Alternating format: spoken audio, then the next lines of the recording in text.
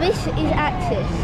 This will be the first time I've ever been on this huge gyro swing, and it also goes upside down as well. So I am really excited to get on this, since this is probably the most anticipated ride I've ever hiked up for Adventure Island. So I'm really excited for this, and I hope it won't let me down. So I'll give you my thoughts after this ride that stands tall. Oh, starting it off. We're going very slowly. Now we started spinning. And a big start already, since we've already got quite high. Axis is a beast of a ride, trust me. Always want to get out of there and get it. Oh my gosh, you can already see most of Adventure Island already. Wow. As we're getting higher and higher and higher until we now go upside down.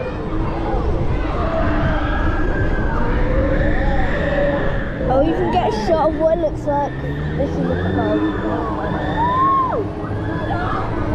Now we're just hanging here. And now we come back down.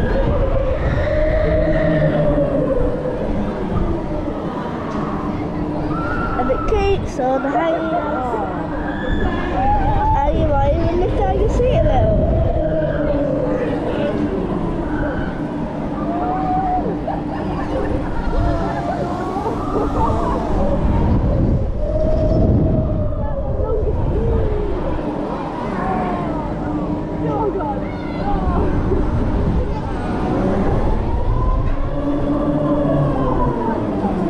And now it starts getting lower and lower.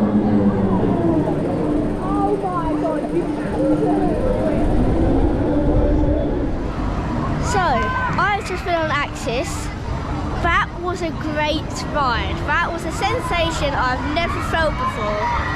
Being upside down on a gyro swing while spinning feels like a sensation, but just feels weird. And I felt a similar sensation on another similar ride called Cyclonator at Poulton's Park, but not like this before. Axis has a spitting image of Adventure Island, and it's now in my top 3 with Rage, Screecher and now this.